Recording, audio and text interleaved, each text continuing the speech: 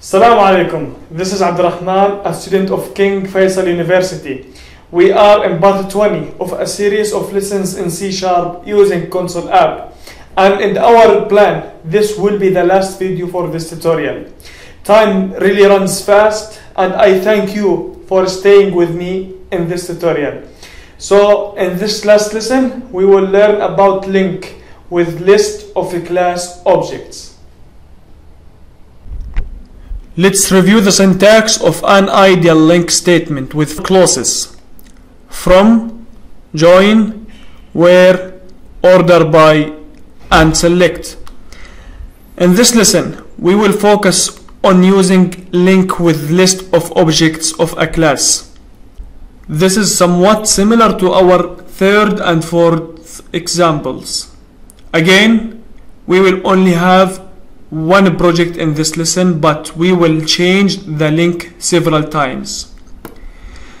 In this activity, we will create a console app that has a student class with 3 attributes, a constructor, and a method called getStudents. This method will have a list of a student variable.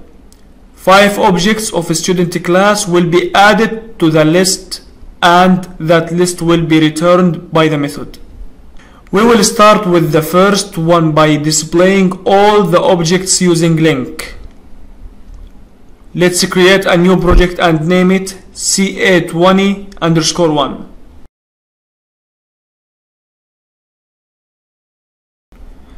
Let's create a student class with ID, name, and GPA attributes.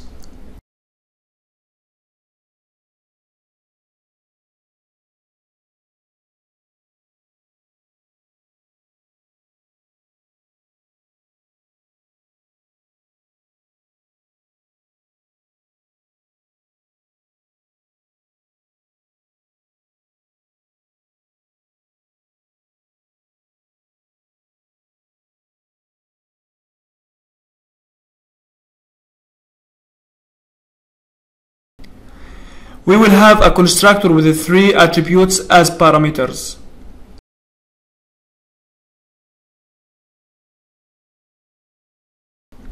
We will make getStudents method that will return a list of students.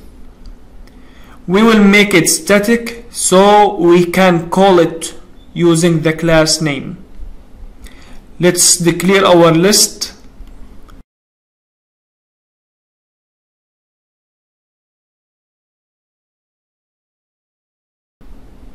Let's return the list.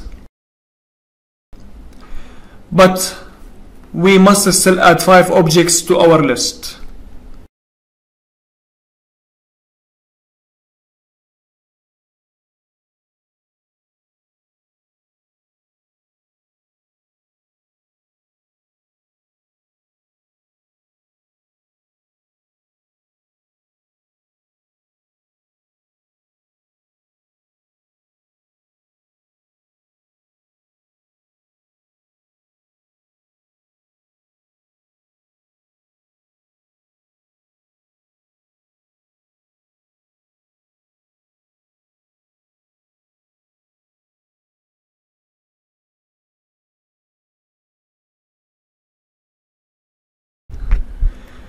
In the main method, let's create another variable for list of student.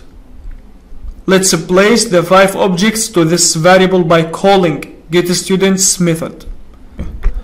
Let's create our LINQ object. Again, we will use var, which is an implicit type.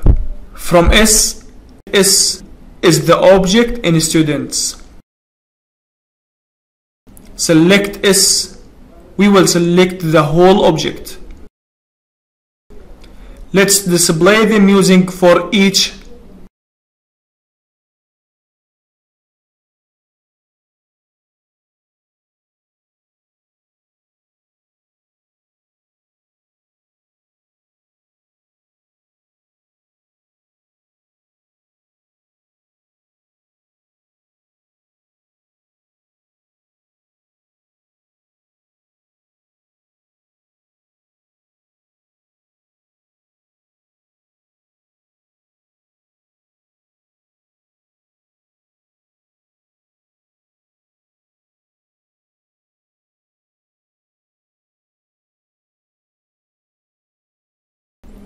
Let's run it.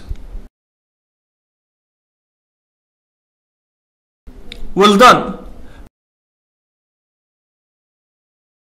For the second number, we will display only the name attribute. We need to change our select s to s.name.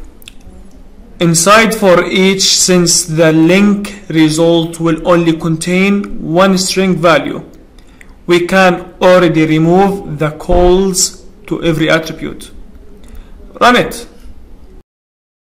We see only names. For number 3, we will display only names of those whose GPA is greater than 90. We can do it by adding a where clause with s.gpa greater than 90. Run it. We see only two names, Ali and Abdullah. For the last number, we will display both name and GPA attributes. Still of those whose GPA is greater than 90, which means only Ali and Abdullah again. Let's select a new set with name and GPA attributes.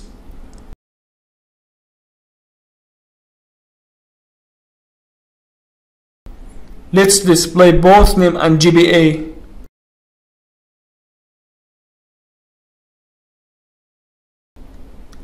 Run it.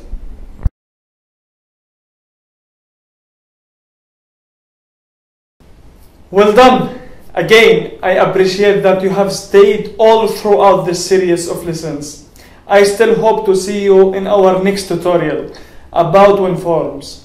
This is Abdulrhman Uthman wishing you all the best. Assalamu alaikum.